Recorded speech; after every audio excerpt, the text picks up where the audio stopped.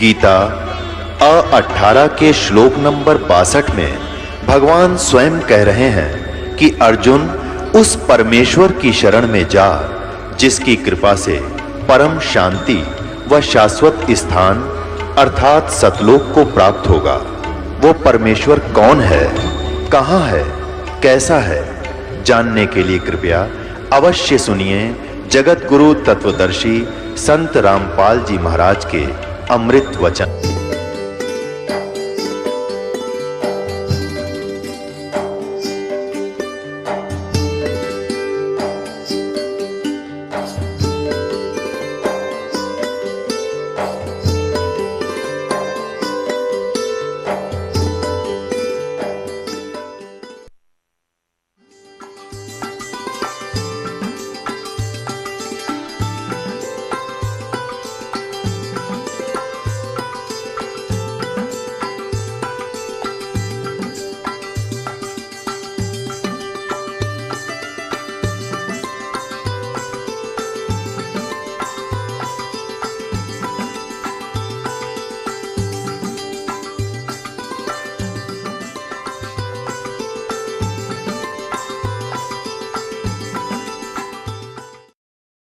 ये हमारे देवता, दो भाइयों का झगड़ा हो जा तो सभ्य व्यक्ति उनका बीच बचावा करा कर कहीं लड़के ना मर जा। अरे ये देवता फूल बरसाव मरो लड़के हैं हो जाओ खत्म है तेरा गजब भैया। इन इतिहासों को पढ़ते थे हम। अब ये काल आ गया, इनके बीच में सतम डाल दिया इनके पिता ने पिल्लर तेजों में बहुत, इसके और छोर को खोजने लगे। इन कुछ नहीं पाया, ब्रह्मा ने झूठ बोल दिया। ये कथा आप सुनते रहते हो। इसलिए इनके बीच में आ गया और फिर इनको क्या हिदायत देता है कि तुम भगवान नहीं हो, तुमने अपने आप को भगवान मान लिया। ये देखिएगा शिवपुराण 17 पृष्ठ पर हम आगे, विद्वेश्वर संहिता है। ये विद्वेश्वर संहिता भाग 1 का अध्याय 9। अब यहाँ निंदिकेश्वर फिर बोले कि इस प्रकार जब वो दोनों नरम हो गए, भगवान ने नरम हुए ब्रह्मा विष्णु पर अनुग्रह करके क्या बताया, उन दोनों की अज्ञानता और वैर को दूर करने के अर्थ दोनों से कहा कि मेरे सकल और निष्कल दो भेद से दो रूप है परंतु और ईश्वर नहीं। इस कारण से दोनों उनके दो रूप नहीं हो सकते। पहला सतम रूप है और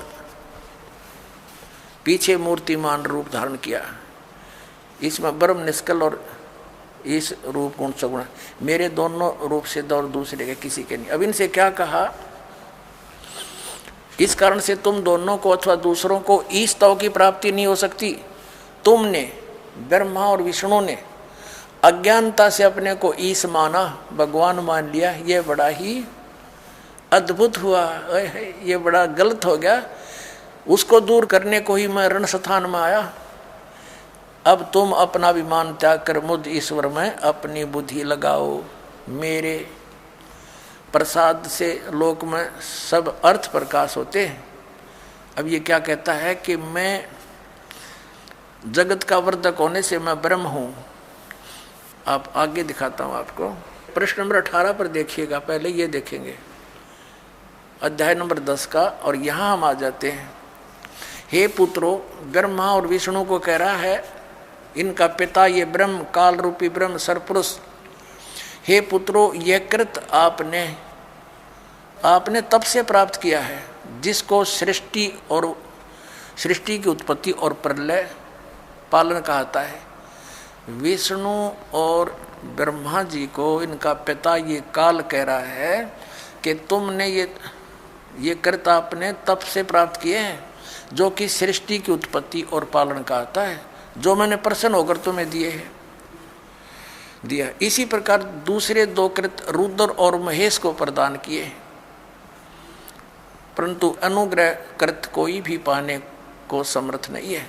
अब इसमें दास तो कहना चाहता था कि दो तो ये ब्रह्मा विष्णु हो गए और रुद्र और शिव ये दो नारे हो गए, ये 4 हो गए, और 5वां ये बोल रहा है। ये 5वां जो बोल रहा है ये इनका पिता है, ये सरपुरुष है, और वहाँ ये शिव रूप में खड़ा हो गया इनके पास आकर। ये ऐसे ही धोखे से काम करता है।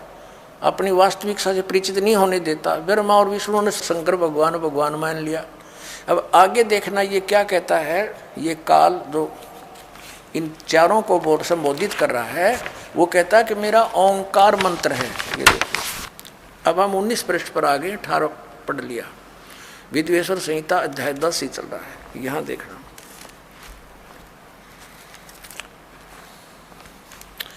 यहां इस कारण उस ज्ञान की सिद्धि के निमित्त ओंकार नामक मंत्र जप करो, अभिमान को दूर करने वाला है, सोई निज मंत्र उपदेश करते हैं। यह ओंकार मेरे मुख से उत्पन्न होने से मेरे ही रूप का बोधक है, महामंगल करने वाला है। यह वाचक है, मैं वाच्य हूँ। यह मंत्र मेरा आत्मा है, उसके स्मरण से मेरा स्मरण होता है। उत्तर की मुख से अकार, पश्चिम के मुख से उकार, दक्षिण के मुख से मकार, पूर्व के मुख से बिंदु, मध्य के मुख से नाद उत्पन्न हुआ। इस प्रकार 5 प्रकार से यह निर्गत हुआ। वह सब एक होकर ओम ऐसा एक अक्षर हो जाता है। यह सब नाम रूपात्मक। अब कहने का भाव यह है कि ये ओम एक अक्षर इस ब्रह्मा विष्णु महेश के पिता का है। ये हो गया स्पष्ट। अब हम आते हैं पुनः देवी पुराण पर। अब इससे क्या सिद्ध हो गया कि ब्रह्मा विष्णु रुद्र और ये महेश ये भगवान नहीं है। इनका पिता खुद कह रहा है कि यू आर नॉट गॉड। और ये हमारे आचार्य शंकराचार्य हिंदू धर्म के धर्मगुरु ये इन्हीं को भगवान बता के हमें मूर्ख बना रहे। आज तक इनका कख नहीं पता था, इनको वेदों गीता और पुराणों का। बताओ पुण्यात्माओं, इनने हमारे भोलेपन का नाजायज फायदा उठाया। नकली गुरुओं ने बैठा दिया, पूरा मानव समाज भूत बनवा दिया। फिर उनकी पूजा करवाते हैं, श्राद्ध निकालो, पिंड भरवाओ।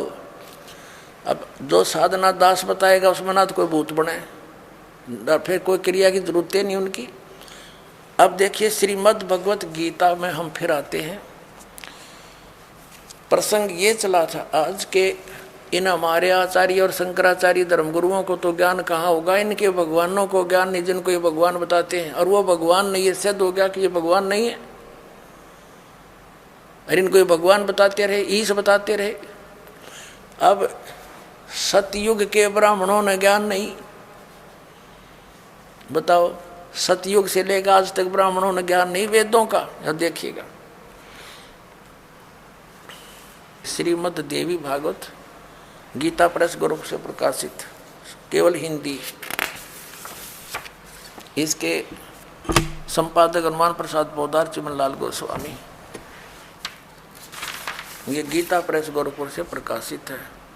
इसके हम 414 पृष्ठ पर आते हैं। ये 414 पृष्ठ है श्री संक्षिप्त देवी भागवत और छठा स्कंद। अब यहाँ से पढ़ेंगे। जन्मेजय ने पूछा, महाभाग किस युग में कैसा धर्म का स्वरूप है, इस संपूर्ण विषय को विशेष रूप से बताने की कृपा कीजिए। व्यास जी बोले, राजन, यह निश्चय कि सतयुग में ब्राह्मण वेद के पूर्ण विद्वान थे। उनके द्वारा निरंतर भगवती जगदम्बा की आराधना होती थी। भगवती का दर्शन करने के लिए उनका मन सदा ललायित रहता था। प्रत्येक गांव में शक्ति यानी दुर्गा का मंदिर का उद्घाटन हो, ये इस विषय की उनके मन में बड़ी उत्सुकता थी। बता, ये सतयुग के ब्राह्मण खाक विद्वान थे। कहते हैं व्यास जी का ज्ञान देख लो कि सतयुग के ब्राह्मण वेद के पूर्ण विद्वान थे और दुर्गा की भक्ति करते थे। अरे तेरा फूटे बाग हमारे, इसे आचार्य हमारे। अब दुर्गा तो कहती है कि वेद उस ब्रह्म की पूजा करो, ओम नाम है, नथिंग एल्स, और सब बातें त्याग दो। तो क्या ये सतयुग से लेकर आज तक ये ब्राह्मण लोग वेदों और गीता और पुराणों से परिचित थे?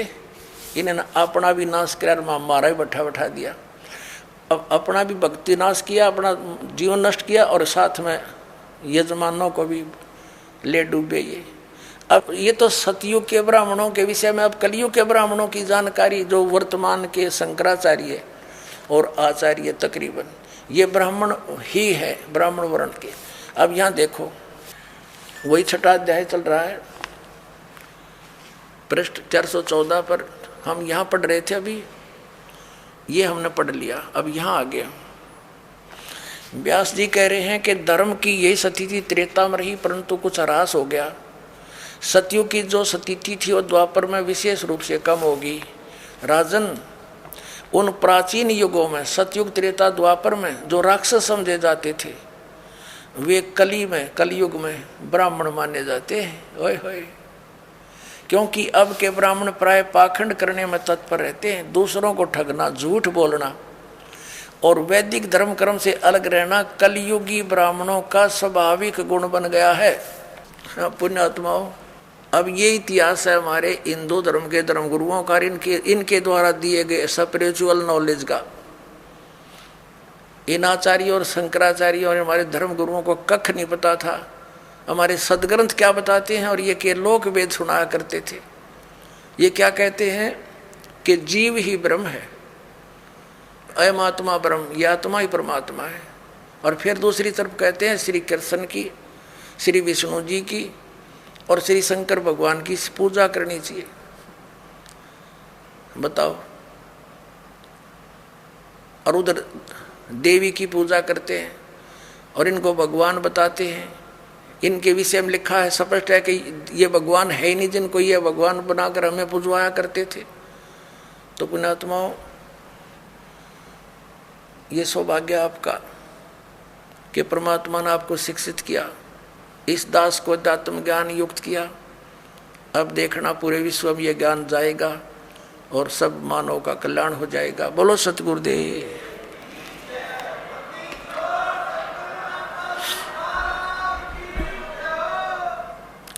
परमपिता परमात्मा पूर्ण ब्रह्म सर्व सृष्टि रचनहार कबीर परमेश्वर जी की असीम कृपा से आप पुण्यात्मा सत्संग सुनने के लिए उपस्थित हुए हैं। जिस प्यारी आत्मा के ऊपर परमात्मा की विशेष रजा होती है उसी को ये सुअवसर प्राप्त होता है।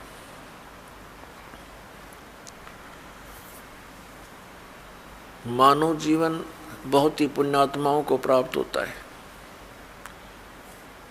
बहुत ही पुण्यकर्मी प्राणियों को मानव शरीर प्राप्त होता है। उससे भी पुण्यकर्मी प्राणी वे हैं जो परमात्मा की तलाश में, खोज में लगे हैं, और उनसे भी पुण्यात्मा वो प्राणी हैं जिनको सतगुरु मिल गए। तो पुण्यात्माओं, आप उन तीसरे नंबर की यानी गुड, बेटर, बेस्ट, ये बेस्ट आत्मा हो परमात्मा की, आपको सतगुरु मिल गए। अब आपका ये अंतिम जीवन होगा यदि आप आजीवन इस सत भक्ति पर दृढ़ रहे, नियमित रहे, आप सतलोक चले जाओगे। आप आज से नहीं लगे हो, आप आज से नहीं लगे हो भक्ति के लिए, परमात्मा के लिए, आप युगों युगों से लगे हो। आप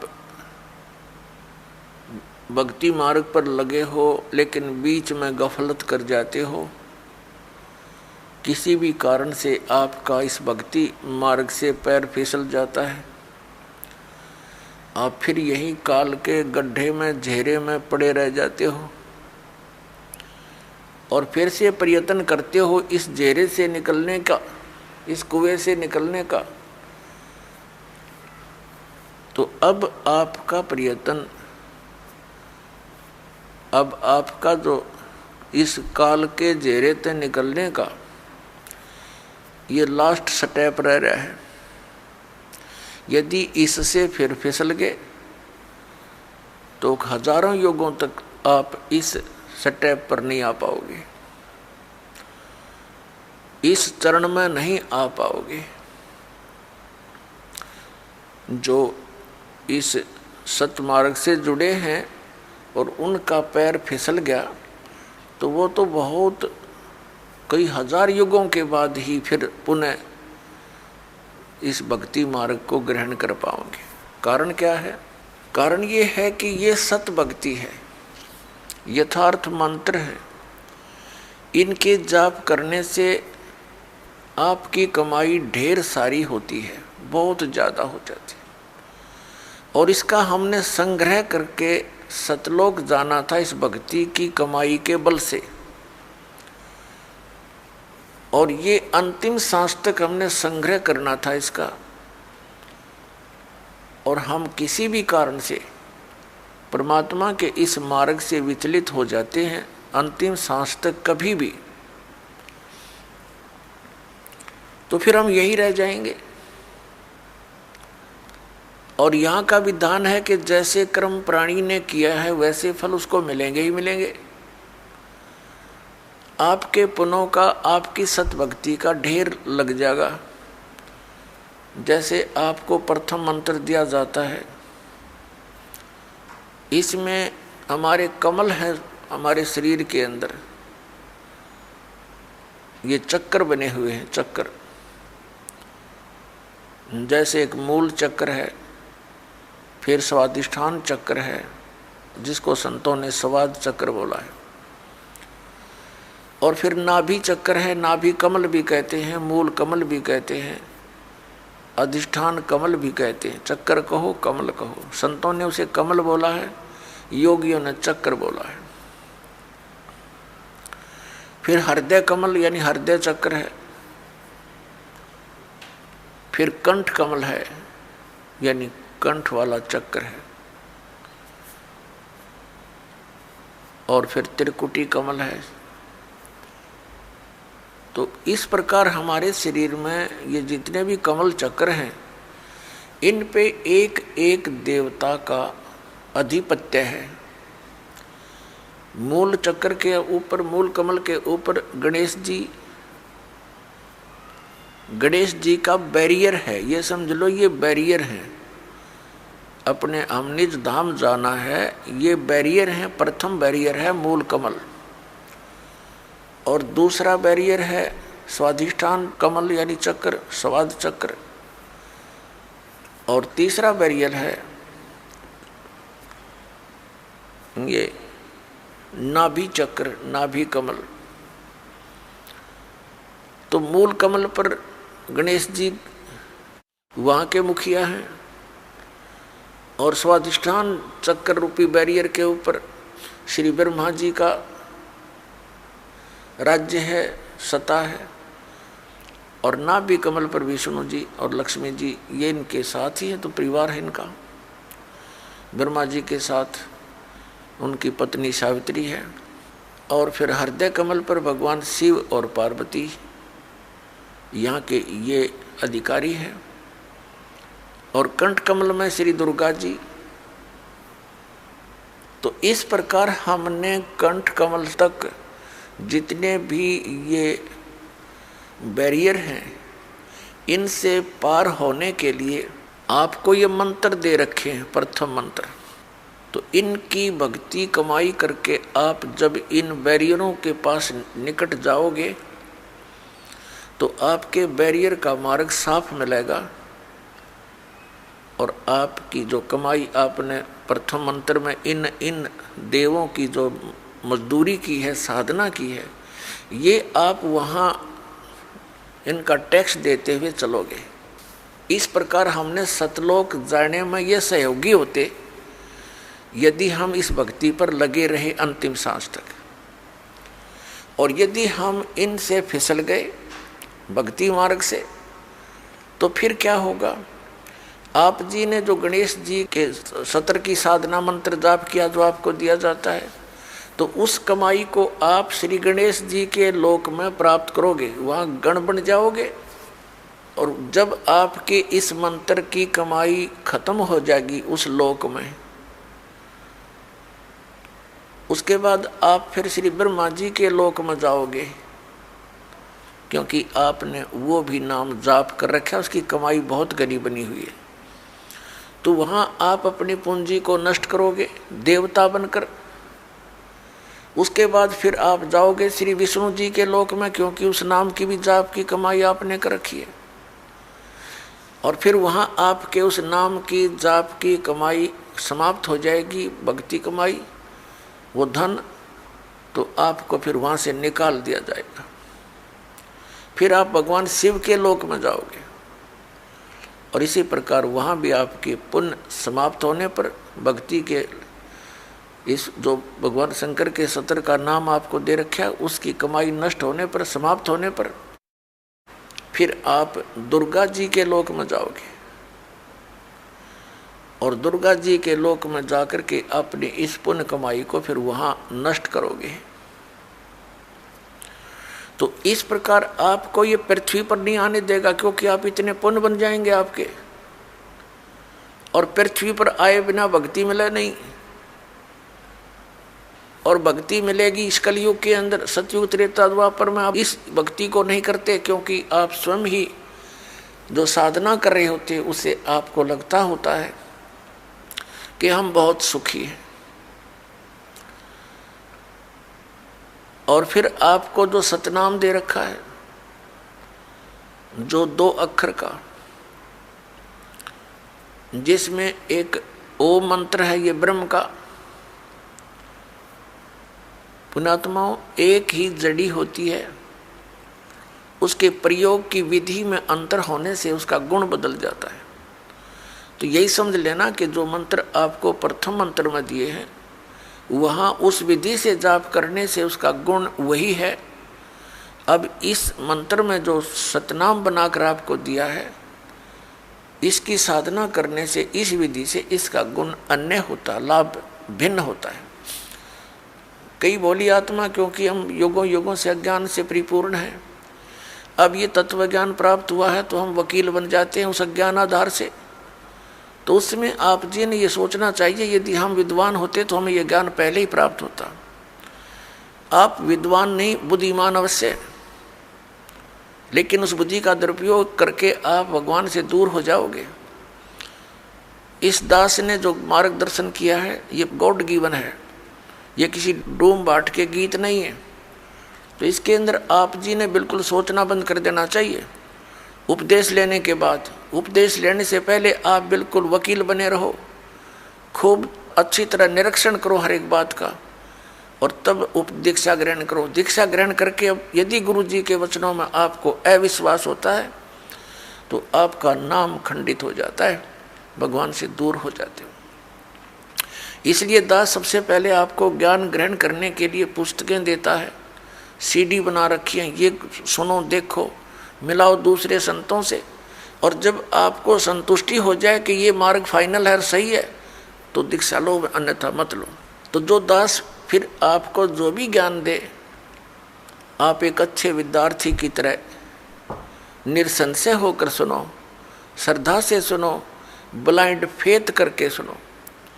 पुण्यात्माओं, श्रद्धालु हमेशा अपने गुरु जी के वचन पर अंधविश्वास करता है और वही सफल होता है।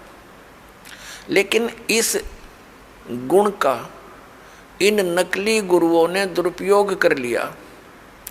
जितने भी आप देखते हो ये संत और इनके पास गए हुए ड्योटी कितने समर्पित हैं। वो गुरुजी जो भी ज्ञान बताते हैं शिरोधार्य होता है।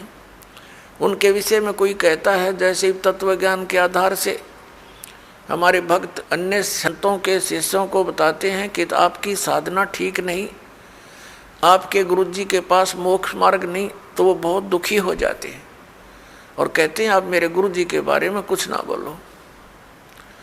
तो पुण्यात्माओं, वो ड्योटी तो सही है, उनका आस्था होनी ही चाहिए, लेकिन वो नकली गुरुओं के पास वो श्रद्धा बनाए बैठे।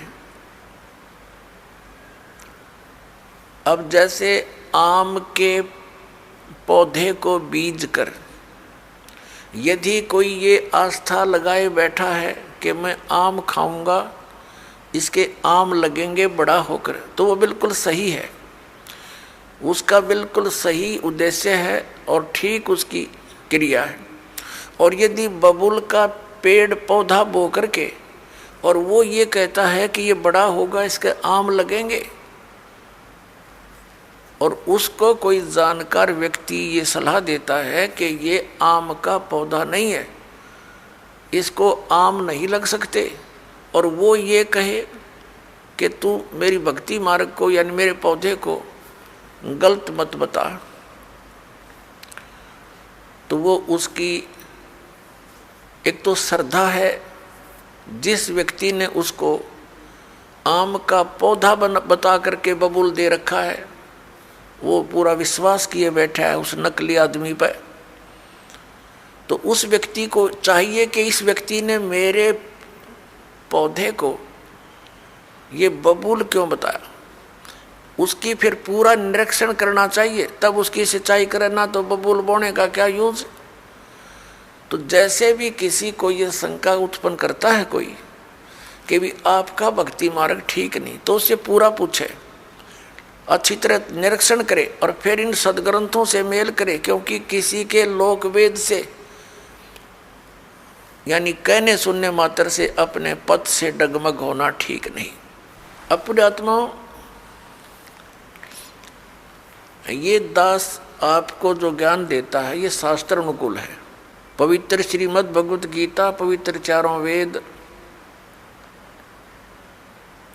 और पवित्र पुराण, ये पवित्र हिंदू धर्म के श्रद्धालुओं के लिए शिरोधार्य हैं।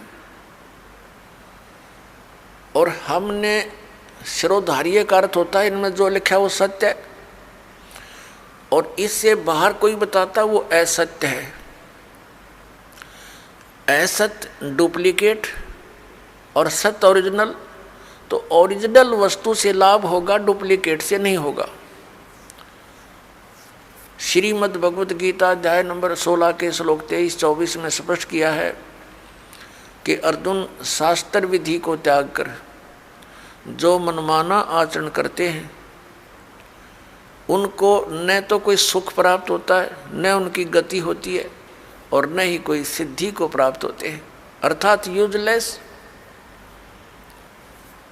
तो फिर फायदा क्या उस भक्ति के करने का। तो गीता अध्याय नंबर 16 के श्लोक नंबर 24 में तुरंत कहा कि इससे तेरे लिए अर्जुन कर्तव्य और अकर्तव्य की व्यवस्था में यानी कौन सी भक्ति करनी चाहिए और कौन सी ना करनी चाहिए, सदग्रंथ ही प्रमाण है, उनको आधार मानना। सदग्रंथों के विपरीत कोई ज्ञान देता है उसको स्वीकार मत करना, वो गुरु ठीक नहीं। भावार्थ ये है इस पवित्र सदग्रंथ के इस श्लोकों का। तो पुण्यात्माओं, ऐसे तो आपको भी कोई कह सकता है कि आपके गुरु जी का ज्ञान ठीक नहीं, तो उसे प्रमाण लीजिए और फिर अपने प्रमाण दीजिए, और फिर भी आपको कोई भिन्नता लगे तो बेशक किसी को स्वीकार कर लीजिए। लेकिन दास ये दावे के साथ कहता है कि इस विश्व के अंदर इस दास के अतिरिक्त न तो तत्व ज्ञान है और न ही भक्ति का कोई मंत्र समाधान है। सबके पास यूजलेस मंत्र है, मोक्षदायक नहीं है, वो सब झूठे और गलत मंत्र हैं, शास्त्र विरुद्ध ज्ञान है। ये ढोल के डंके पर कहते हैं। और ऐसा है तो प्रमाण दे कोई हमारे सामने आए। हमने अध्यात्म ज्ञान चर्चा का एक प्रोग्राम चलाया, उसमें सामने आए और अपना पक्ष प्रस्तुत करे।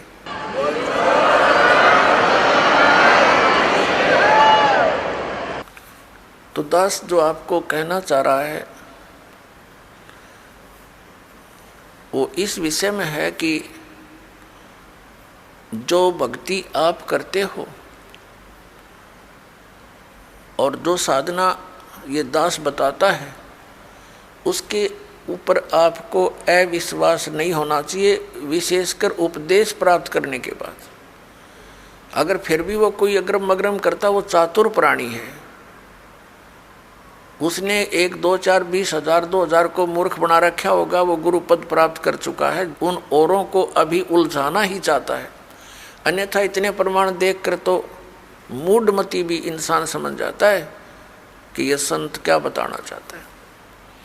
तो कहने का दास का तात्पर्य ये है कि जब आप उपदेशी हो जाओ, उसके बाद आप दास के वचन सुनो और उनको फाइनल मानो। उपदेश लेने से पहले आप पूरी तर्क वितर्क करो, अपने माइंड से एक दूसरे के साथ करो कि ये कैसे लिखा है, ये ऐसे लिखा, फिर प्रमाण देखो।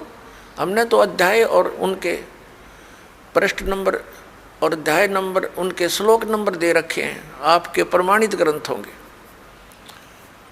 पुण्यात्माओं, दास अपनी तरफ से एक शब्द नहीं बोलता, क्योंकि हम जीव हैं। जीव जो अपनी तरफ से बोलेगा वो यदि ग्रंथों से परिचित नहीं है तो जीव सतर का ही बोल सकता है।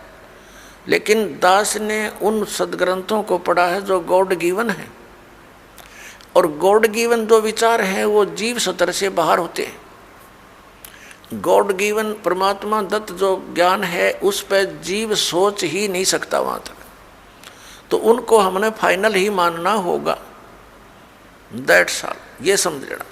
और ये आपको निश्चय हो जाना चाहिए कि दास जो बोलेगा वो सदग्रंथों से ही बोलता है, जो सदग्रंथों में लिखा है, और जिसको हमारे धर्मगुरु समझ नहीं सके, दास उनको समझा रहा है कि इस सदग्रंथ का कहने का तात्पर्य ये है, ये न्यू का न्यू लिखा हुआ है, एज इट इज रिटन है, जो का त्यों लिखा हुआ है, और उसको हमारे धर्मगुरु समझ नहीं सके। बस इतनी सी बात है। अब धर्मगुरु कौन होता है? जो धार्मिकता और सदग्रंथों का ज्ञान दे, और जो सदग्रंथों के विपरीत ज्ञान देता है और आपस में लड़ा के मारता है, वो ना धर्म गुरु है ना उसके धार्मिकता आसपास है, वो तो एक राक्षस व्यक्ति है। पीछे आप देखते आए हो, हिंदुओं के गुरु मुसलमानों के साथ लड़ाते हैं, मुसलमानों के गुरु हिंदुओं के साथ लड़ाई करवाते हैं अपने उल्लू सीधा करने के लिए, और वो हमें मूर्ख बनाते रहे। अब हम देखेंगे अपने सदग्रंथों को, और सदग्रंथों में वर्णित विधि है, उससे हम मोक्ष प्राप्ति करेंगे। तो दास आपको बता रहा था कि जो मंत्र आपको दिए जाते हैं ये आपको यहाँ प्रयोग नहीं करने चाहिए थे। आप इनकी कमाई को संग्रहित करना है, सुरक्षित रखना है, किसी को आशीर्वाद नहीं देना, किसी को कोई दुआ या बद दुआ नहीं देना। बद दुआ दोगे तो भी आपकी पुण्य अक्षीण होंगे, और किसी को आशीर्वाद दोगे तो भी आपके भक्ति कमाई समाप्त होगी, खर्च होगी। अब जैसे कोई एक पहिए से, एक टायर से हवा और दूसरे टायर में भरे, वो कितना बुद्धिमान है, दोनों कंडम, वो यूज है इसका। ये बुद्धिमान व्यक्ति ऐसे काम करता है, उसको सलाह देगा भाई यहाँ से जाइए, वहाँ आगे एक हवा भरने का यंत्र है, आप वहाँ से हवा भराइए, दोनों का काम चले।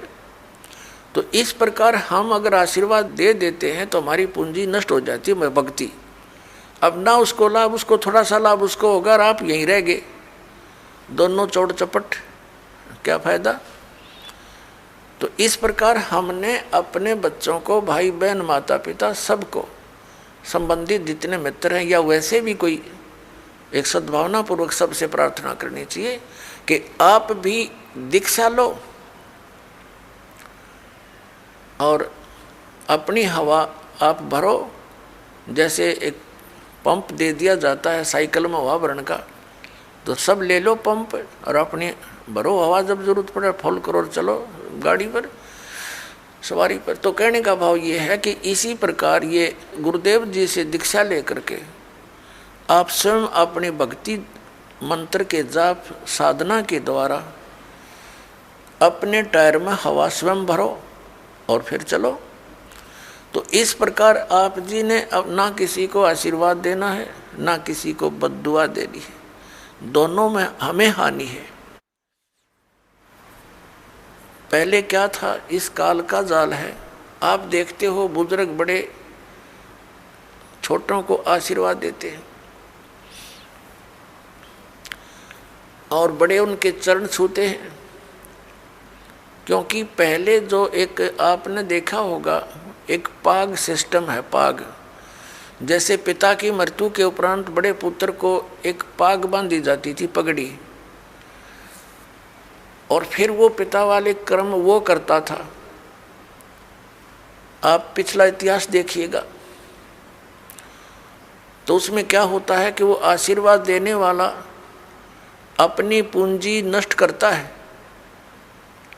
और उनको आशीर्वाद देता है। जैसे आपने देखा होगा एक पुत्र वधू अपनी सास के पैर दबाती है, या किसी और बड़ी बूढ़ी के उसके पास बैठी है उसके पैर छूती है, वो उसको दुआ देती है, पुत्रवती हो, तेरे बेटे हो,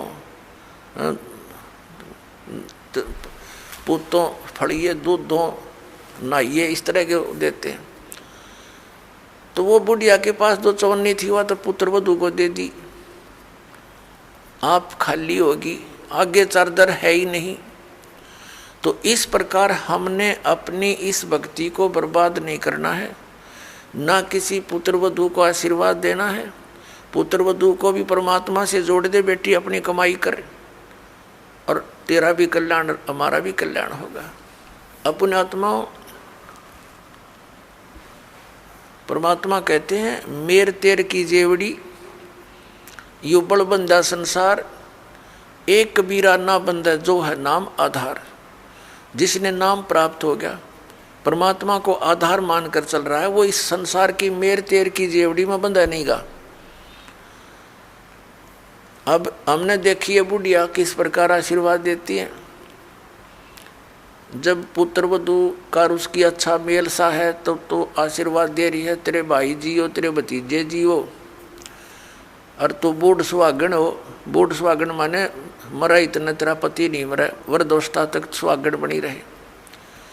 और अगले दिन उसकी होगी अनपन, बुढ़िया दे रही है गाल उसने, तेरे भाई मरियो, तेरे भतीजे मरियो, तो रांड होइयो। बताओ, वो दूना टोटा कर लिया उसने। पहले तो आशीर्वाद देकर खोई, फिर उसने बददुआ देकर भक्ति खोई। तो ये कोई बात हुई? जो दास आपको कह रहा था कि ये भक्ति मार्ग जो अब प्रारंभ हुआ है ये चौथे युग में ही होता है, और ये समय है उसका। पुण्यात्मा, आप जी सुनते आए हो विशेषकर 2-3 वर्षों से कि सन 2012 में प्रलय होएगी। अब वो प्रलय का अर्थ कैसे लगाकर पेश करते हैं कि पृथ्वी पर सर्वनाश हो जाएगा। ये वो प्रलय नहीं होगी, ये अधर्म की प्रलय होगी। अधर्म का सर्वनाश होगा, अज्ञान की प्रलय होगी और ज्ञान का विकास होगा। ये वो प्रलय अब सन 2012 में होगी।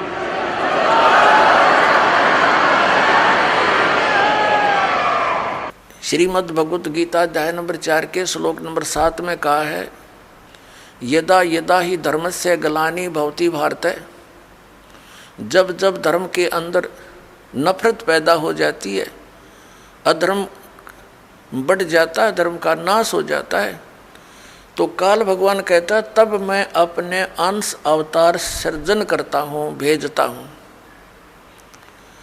अब पुण्यात्माओं, आप जी को दास बार बार बताता है, हम काल के लोक में रह रहे हैं, सरपुरुष के लोक में, और गीता जी का ज्ञान ये काल भगवान यानी ब्रह्म श्री कृष्ण जी में प्रवेश करके बोल रहा है।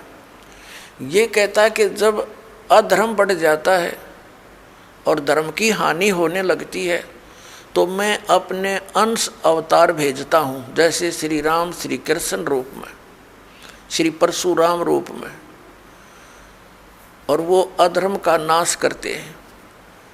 और दूसरे परमात्मा कौन है? जो हमारे लिंक में हैं, जिनसे हम संबंधित हैं। यहाँ तो हम इसलिए से संबंधित हैं क्योंकि हम इस काल के ब्रह्म के लोक में रह रहे हैं, और हमारा मूल मालिक परम अक्षर ब्रह्म है, वह हमने जाना, उसके लिए हम प्रयत्न करें। तो ये काल के जो अवतार होते हैं। ब्रह्म के अवतार कैसे धर्म की, कैसे अधर्म का नाश करते हैं। जैसे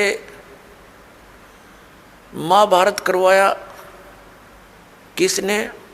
श्री कृष्ण जी में प्रवेश करके इस काल भगवान ने, श्री कृष्ण युद्ध नहीं करवाना चाह रहे थे, वो तो 3 बार शांति दूत बनकर गए थे और उन्होंने यहाँ तक प्रतिज्ञा कर ली थी कि मैं युद्ध भी नहीं करूँगा, हथियार नहीं उठाऊँगा। तो ये काल है, ये कराता है।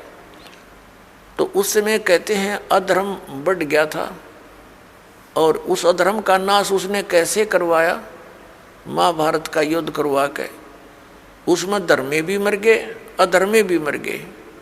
और फिर एक और समस्या पैदा होगी रोजी और रोटी की, बहनें विधवा होगी, बच्चे अनाथ हो गए। वो अधर्म कहाँ बढ़ा? वो तो अशांति और फैलगी और उन बहन बेटी जो विधवा होगी थी उनके साथ अन्य लोगों ने बदतमीजियाँ की, उनकी इज्जत के दुश्मन बन गए। ये खाक अधर्म का नाश किया उन्होंने। अब जैसे परशुराम जी ने अक्षत्रियों को मार डाला क्योंकि वो सब निर्दयी, अत्याचारी, अन्यायी हो गए थे और यही स्थिति पुण्यात्माओं अधिकतर अब हो चुकी है।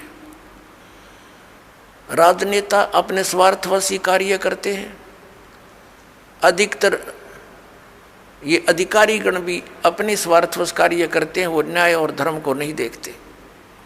लेकिन परशुराम ने उनका कैसे, जो अधर्म फैला रहे थे उसका नाश कैसे किया? उनको सबको फरसे से काट डाला, उनकी हत्या कर दी। अब वो क्या अधर्म का नाश करा उसने? उनकी पत्नियां विधवा हुई, उनके साथ लोगों ने, शेष बचे हुए लोगों ने और ज़्यादा पाप किए, अधर्म किए, उनके बच्चे भूखे मर गए। ये टट्टू अधर्म का नाश करा इन्होंने। तो पुण्यात्माओं, परमात्मा कैसे उस अधर्म का नाश करता है, अधर्म की कैसे प्रलय करता है जो अब होने जा रही है। परमेश्वर 600 वर्ष पहले आए थे, उस समय उन्होंने ये तत्व ज्ञान और अपनी समर्थता का प्रमाण दिया था। परमात्मा ने ऐसे सुख दिए थे जो उनकी शरण में आए थे। 64 लाख शेष हुए थे कबीर परमेश्वर जी के। सन 1398 से सन 1518 तक 120 वर्ष परमात्मा इस पृथ्वी पर रहे, एक जनसाधारण की लीला की, जुलाहे का कार्य किया और एक परम संत की भूमिका की, तत्वदर्शी संत की भूमिका की। और जो भी उनकी शरण में आए उनके आशीर्वाद मात्र से उनको सुख होना शुरू हो गया। यानी परमात्मा की सतिथि को पुनः स्थापित किया कबीर परमेश्वर जी ने और अधर्म का नाश किया। और वही उसके बाद फिर उन महापुरुषों के मिलते रहते हैं, वो आकर के उनके द्वारा फिर अपने धर्म का प्रचार कराते हैं। उनसे सुख होता है, जनता को भक्ति में आस्था बनी रहती है। तो अभी ये 50-60 वर्ष पहले तक पुण्यात्माओं, आप पिछला इतिहास देखो, कितना शांति से रहते थे लोग। दुखी को दुखी देखकर दुखी होते थे, उसकी मदद करते थे। एक घर में कोई अभाव होता किसी वस्तु का तो गांव इकट्ठा हो जाता था और भाई उसकी मदद करो, कोई किसी कारण से कोई उसके ऊपर आपत्ति आई है तो। और अब खुश होते हैं किसी का हानि होती है तो अब बिजली गिर गई। और उन महापुरुषों के द्वारा स्थापित किया हुआ धर्म अभी तक चल रहा था, अब फिर दया करी है दाता ने। ये आप देख रहे हो, क्योंकि दास के जीवन में ये 61वां वर्ष चल रहा है। इससे पहले का भी समय देखा और वर्तमान का समय भी दास देख रहा है। दिन और रात की बिजली गिर गई है, इतना अंतर हो गया। अब परमात्मा अपने भी वो अंश अवतार भेजता है। जैसे आदरणीय नानक साहिब जी आए, पूरे पंजाब क्षेत्र में धार्मिकता को कूट कूट कर भर दिया। लेकिन 10वें श्री गुरु जी जो थे इनके, गुरु गोविंद सिंह जी, उसके बाद कोई संत गुरु ना रहा। केवल गुरु ग्रंथ साहिब को उन्होंने गुरु मानना प्रारंभ कर दिया। अपनी अपनी डफली, अपना अपना राग शुरू हो गया। शराब पीने लगे, मांस खाने लगे।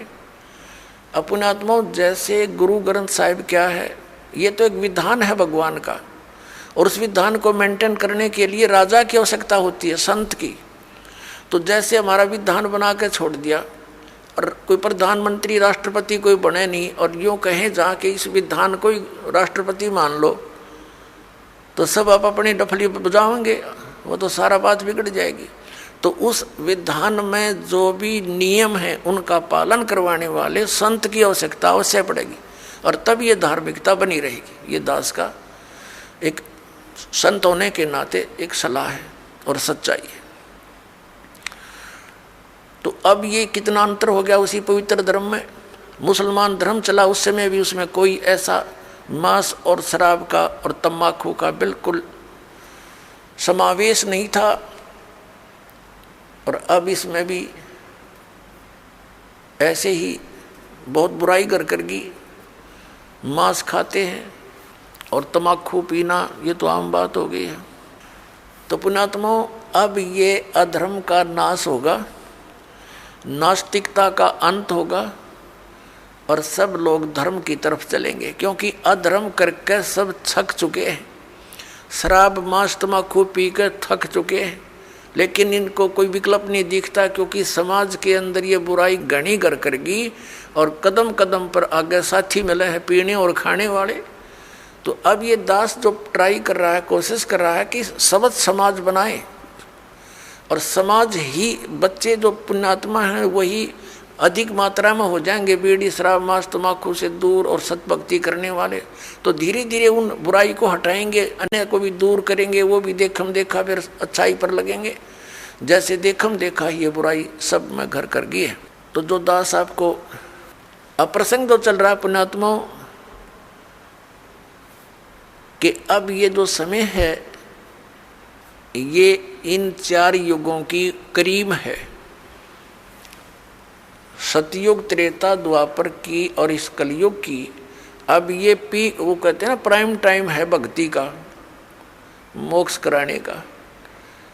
सतयुग त्रेता द्वापर में प्राणी वैसे ही बहुत सुखी थे, अच्छी आत्माओं का जन्म होता है, तो वो जो भी भक्ति शास्त्र विरुद्ध भी कर रहे होते हैं तो भी उनको सुख होता है। तो वो ये समझ बैठते हैं कि जो साधनाएं हम कर रहे हैं इन्हीं से हमें लाभ हो रहा। जैसे ये दास पहले भगवान श्री कृष्ण, भगवान विष्णु, भगवान शंकर जी, बाबा श्याम जी, हनुमान जी और भी जो देवी देवता हमारे पवित्र धर्म में हमें पूज्य बता रखे थे, सबकी पूजा करते थे। और वो अब पता चला वो तो शास्त्र विरुद्ध साधना थी जिससे लाभ हो ही नहीं सकता। और फिर भी बहुत से ढेर सारे सुख अपने जीवन में हो रहे थे। हम ये सोच बैठे थे कि इन्हीं साधनाओं से हमें लाभ हो रहा है। अब पता चला कि उन्हीं पूजाओं को करने वाले हमारे पड़ोस में गांव में उनके सर्वनाश हो गए। कभी बुद्धि नहीं गई कि ये भी वही पूजा करते हैं और इनका कति नाश हो गया और हमें कैसे लाभ मिल रहा है। वो प्रारब्ध कर्म ही हमें प्रफुल्लित हो रहा था। जिनके प्रारब्ध में पाप थे वो पाप उनको कैर तोड़ रहे थे, जिनके प्रारब्ध में सुख थे पुण्य कर्म थे उनको फल मिल रहे थे। पूजा दोनों ही एक जैसी कर रहे थे। अब ये पता चला कि जो साधनाएं हम कर रहे थे उनके फल से, उनके प्रतिफल से हमें कोई सुख नहीं था। ये हमारे पुण्य संस्कार थे, पिछले जन्म के संग्रहित जो प्रारब्ध बनाकर हमें दिए गए थे वही प्रफुल्लित हो रहे थे। और एक ऐसे भी देखे हमने जो राम नाम का आसपास भी नहीं, गुट्टी लावें सारा दिन बकवाद करें, ताश खेलें, कोई राम नाम का जिक्र करे उसका मजाक करें, और उनके ठाठ हैं, उनकी गाड़ियां चलती हैं, ट्रक चलते हैं और वो कुछ भी ना कर रहे। तो अब पता चला तत्व ज्ञान की रोशनी में कि वो सर्व उनको प्रारब्ध ही प्राप्त है।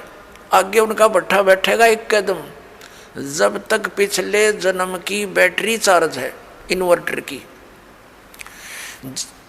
जिस प्रकार इन्वर्टर की बैटरी चार्जड है और फिर चार्जर लगा नहीं रखा, तो वो जब तक उसकी अक्षमता है उसके अंदर वो चलती रहेगी, काम करती रहेगी, और फिर एक ही दम वो सब डाउन होगी बैटरी, सब लाभ बंद हो जाएंगे।